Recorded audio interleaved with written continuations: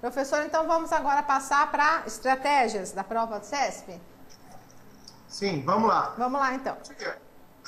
Quem vai assistir a nossa aula após essa entrevista, a nossa aula da turma DPF Treinamento, vai ter oportunidade de ver algumas dicas que na aula eu menciono sobre como fazer as provas do CESP-UNB, principalmente a prova objetiva.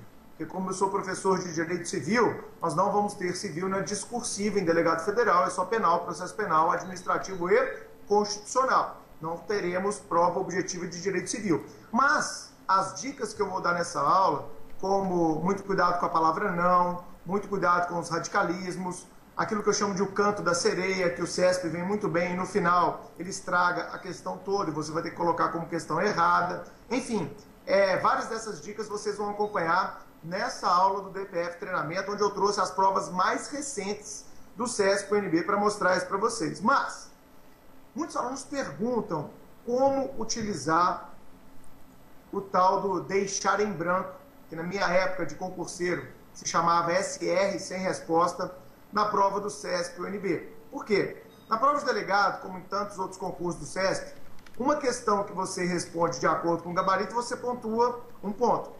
E aquelas que estão em desacordo com o gabarito, elas geram o abatimento de um ponto. Então é aquilo que no meio dos concursantes a gente fala de 1 para 1. Uma errada anula uma certa, uma errada anula uma certa. Então, se por exemplo, são 120 itens na prova de delegado do dia 21 pela manhã. Se você responder os 120 itens, acertar 60 e errar 60, sua nota é 0. Então, você tem que ficar atento de como utilizar o recurso em branco no gabarito do CESP-UNB. Fiz uma palestra semana passada, solidária, sobre programação de estudos com os alunos aqui do Supremo de BH e do Supremo TV do Brasil inteiro. E eu abordei a seguinte estratégia com a galera. Eu acho que não tem que responder tudo. Acho que é um erro drástico em prova do CESP. Você não pode responder tudo porque o seu risco de perder ponto é muito grande. E você também não pode deixar questões em branco em excesso, senão a sua nota máxima já parte de um índice muito baixo. E mesmo respondendo só aquela que você vai ter certeza, é um risco danado. Porque você pode, como quase sempre acontece, você pode errar. Isso é natural que aconteça.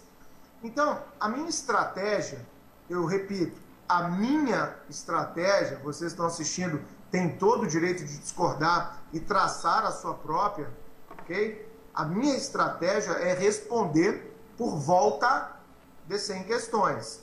Então, das 120, responda por volta de 100. E 20, 20 e poucas, 16, 18, por aí, por volta de 20, você deixaria em branco. Porque aí a sua nota de partida, ela seria 100, mas você economizaria os erros que fatalmente vão ter questões na prova que você nunca ouviu falar sobre aquele assunto. Porque é absolutamente impossível um aluno ir para a prova do dia 21 sabendo tudo que está no edital. Você que está com essa perspectiva, esquece, isso não vai acontecer. Ninguém que foi aprovado no concurso público estuda o edital inteiro para ir fazer a prova. Ok? Você não vai ser um milagreiro que vai dar conta disso, não vai. Então, algumas questões por volta de 20 eu acho interessante deixar em branco, para que você responda 100, acerte aí por volta de 80, 80 e poucos e erre por volta de 20 ou 16, 15 questões. Aí eu acho que a sua nota de partida, sua nota final líquida, vai ser interessante para você estar dentro dos 450 que vão ter a redação e a peça... A redação não, desculpa, a prova discursiva e a peça prático-profissional corrigida. Então essa estratégia eu reputo como uma estratégia interessante para a prova do dia 21/7, na parte da manhã, a prova objetiva.